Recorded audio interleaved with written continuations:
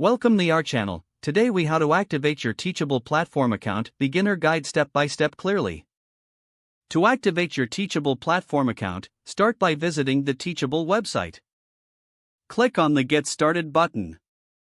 You will be directed to a registration page. Enter your email address in the designated field. Choose a secure password that meets the requirements. Next, click on the Sign Up button to create your account. After signing up, check your email inbox for a confirmation message. If you don't see the email, be sure to check your spam or junk folder. Open the confirmation email and click on the link provided. This will take you back to the Teachable website. You may be prompted to log in again. Enter your email and password to access your account. Once logged in, follow any setup prompts provided by Teachable. This may include selecting a plan that fits your needs. Fill out any additional profile information as requested. After completing the setup, your account will be fully activated.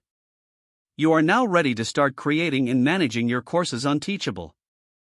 If the page does not load, refresh the browser or try again in a private or incognito window. Make sure you are using the correct email address, then retype it carefully to avoid small typos. If your password is not accepted, use the reset option and create a new strong password you can remember. Check your spam folder for verification or security emails, then complete any requested confirmation steps. Enable two-factor authentication if available to improve account security and reduce unauthorized access risk. After signing in, review your profile details so your contact information and settings are accurate and current. If you see an error message, note it down and try again after restarting your device and internet connection. Log out when you finish, especially on shared devices, to keep your account and payment information secure. If the page does not load, refresh the browser or try again in a private or incognito window.